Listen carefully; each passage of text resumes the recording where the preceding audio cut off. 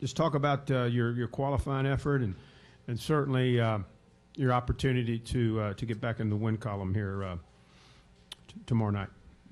Well, we felt like we had a pretty good handle on our car during practice, and for whatever reason, when that small rainstorm came, it obviously changed the racetrack a bunch, washed a little bit of what cushion we had on the top line away, and you saw obviously a lot of guys slipping over that edge during qualifying. So it was kind of a nerve-wracking type of lap where you got to drive it to a certain speed and hope that you've got the cushion there to kind of lean on, and we obviously hit it just right and was able to get the pole.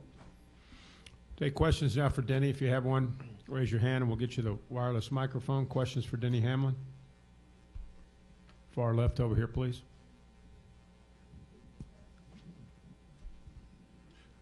Mike Hember, USA Today. Denny, you mentioned that several guys slipped, spun, whatever. Was it that hard to discover kind of where the edge is, and you apparently got really close to it without having problems? Yeah, what happened is that racetrack actually gets better as it's not like a typical racetrack where the cleaner the racetrack is, the faster it is. Usually here on concrete, the more rubber that gets built up on that very top line, the Bruton ground, it provides more grip up there. So it kind of worked the opposite of what they thought it would. So everyone now just runs right up against the wall, and that's kind of the line. And as qualifying progressed and rubber started to get laid down on there, it kind of was an advantage for us to run later in qualifying. And so I was still worried about the guys that were behind us because a lot of the guys that were fast in practice were still were to go, and it was getting cooler and cooler. So we were able to dodge those bullets.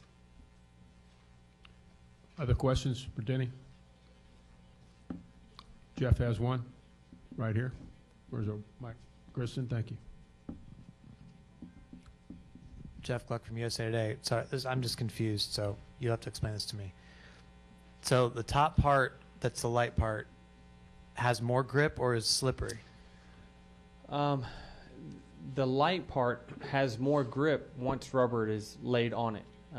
Where you see the light gray or up at the top of the racetrack, that's because we haven't run up there yet. In the race, we're going to push that all the way to the wall. So once rubber gets laid on that gray, it's the fastest line, no doubt about it. So instead of what original, I think that the plan was to grind the racetrack to where it took banking away, and that groove would be slower to make the track narrower. It just made it wider.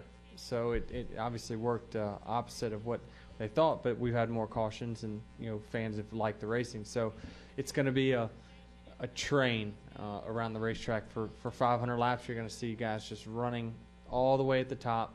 You're going to have to make a lot of passes on restarts because you can't take the risk of trying to pass someone low, or else you're going to get freight train on the top, just like a super speedway race. So did it take you guys a couple races to figure that out? Like, were people initially, like the first time they did it, initially like, well, we can't go up there, and then over time, kind of like the Yes.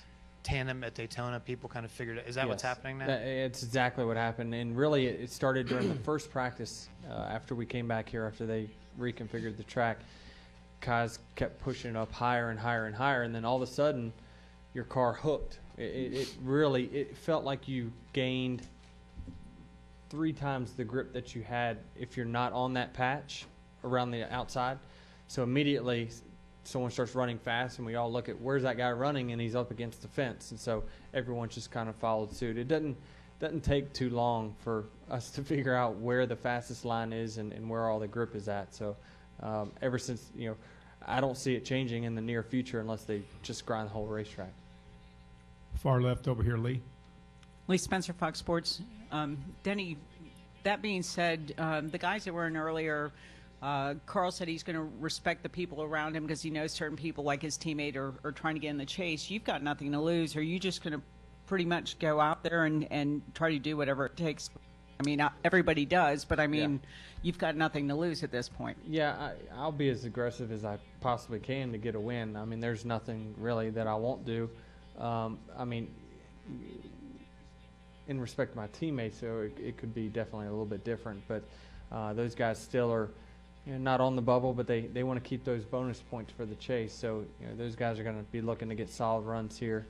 But really, if it comes down to a race situation at the end, like we had here last year, where I kind of pulled the slide job on Carl, that's a all going for broke type move, and I would do the same thing, obviously, at this point in my season.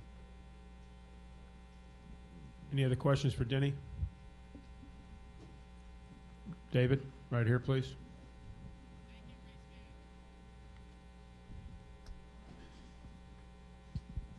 Yeah, Denny, David Newton, ESPN.com. I think you said on pit road, you said this team can kind of turn it on at any time. I mean, your last, 9 races, I was just looking, 27.2 or something. We've been really good, right? I mean, is that the worst streak you've been on? And how does it feel to be here and have a chance where maybe you feel like you can be competitive again? Yeah, it's by far the worst run of, I guess, 9 races in my career. A lot of it is our own doing. We got off track for a couple of races because we were blowing right front tires consecutive weeks, and then we started changing our setups up and didn't find anything that was very good with that. So that burnt another 3-4 weeks, and then really we've had some horsepower cut back, things like that. But we're heading in the right direction. We've got something we can build on it. It's a pole at a short track, which is no big deal to a lot of teams, but we're, like I said, at any moment we can go from that 25th place car on a weekly basis to winning a pole and winning a race. So, there's not a whole lot of teams that can say they can win at any moment, but I feel like that we can. And so our job for the rest of the year is to do what we can for our teammates, for our manufacturers, to try to be a guinea pig if we need to. Whatever it takes to get a championship for Toyota or Joe Gibbs Racing, we're going to try to sacrifice. And so that we pay the price for that sometimes with results. But my job, I've had teammates that have not been part of the chase before, and I've asked them to try different things. And so we've got to be that guy now. Denny, thanks for coming in. Marty's got one more question back here, Denny. I'm sorry. Real quick, sorry. Marty Smith, ESPN. Have you visited Stewart? I've talked to him through text messaging and saw some nasty pictures. What'd you see? What did it look like? Really bad. Like I'm what? sure y'all have seen it. It's not good. We have not. Why don't you tell us It's about ugly. You don't want to see it. it? Okay. You thank won't. You don't want to see it till February, Daytona. I knew that was. Only you would hope.